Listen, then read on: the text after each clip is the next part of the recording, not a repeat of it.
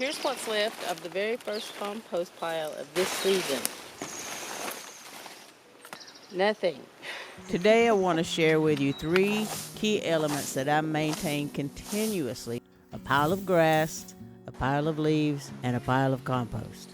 These 3 things are crucial individually and collectively. First up, my grass pile. After having some less than pleasant experiences with store-bought hay, I've gotten into the habit of using grass from the property. Grass serves a lot of purposes. It's a great source of nitrogen. It breaks down really quickly, so it's like a quick release nitrogen for the plants. It stops raining here in the summertime, so everything turns to dust. But while it's available, I keep a grass pile going all of the time. No bare soil.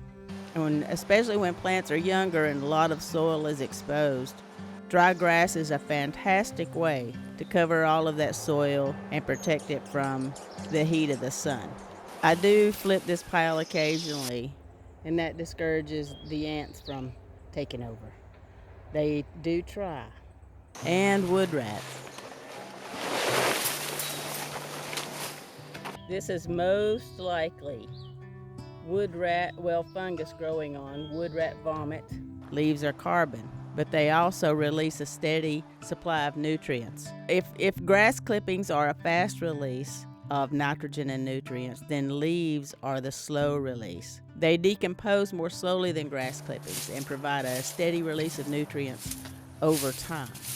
Their carbon does a great job of balancing out the nitrogen that is in the green material. Once again, I have to turn the leaves to keep the ants out, and when I turn them, I add a little bit of water, just enough to make the microbes happy. Just like the grass clippings, the leaves are a great mulch. They protect the soil, they help retain moisture, and they suppress weeds. They also provide leaf mold, which brings fungi into the garden. That fungi is going to go right straight to your plant's roots. And when spring comes, we'll just lay a layer of compost right on top of these leaves. There's cardboard on the outside, but the inside is very finished. And I need it. It's starting to get a little bit dry. I should have turned it already. You'll notice if you have a vibrant, healthy microbial life, all of this organic matter disappears pretty quickly. The garden eats this stuff. The grass and the leaves balance each other out. When I have grass clippings, I mix grass, leaves, I bring up soil from the creek, soil from the hilltop. I mix it all together, and all of it readily breaks down, and it makes a beautiful compost.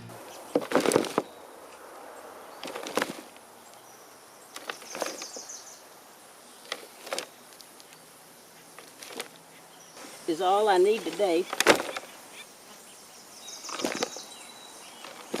We do the work anyway. Instead of throwing it on the curb, why not take one more step and reintroduce this stuff into the system? What I've noticed about the compost and all of when it's perking, it is full. It's like a solid, big, huge mound of worms. But what's fascinating is as the food source dwindles and as the scraps and elements turn into compost, the worms kind of disappear. And I don't think they're going away.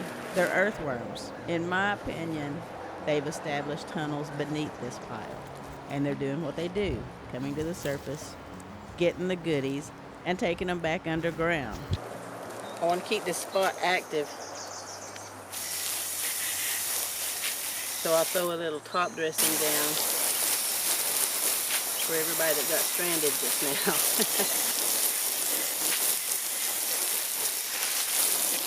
I've noticed at the base of every compost pile, especially after you do a few piles in a row, the topsoil just turns into this soft, crumbly, rich mixture of all of it.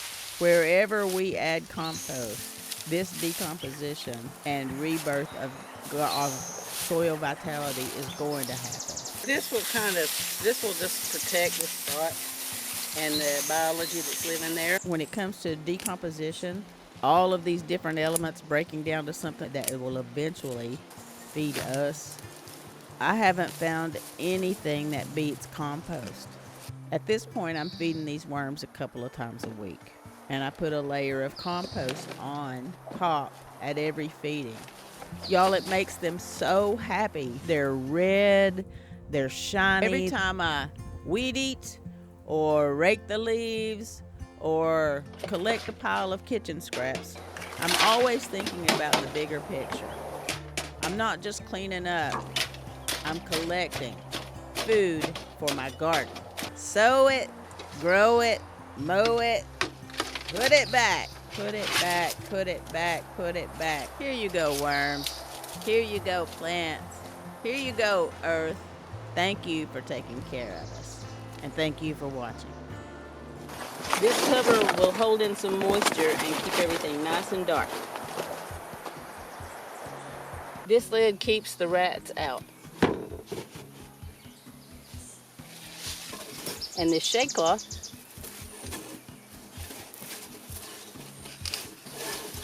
gives the worms a little shelter from the midday sun. See ya.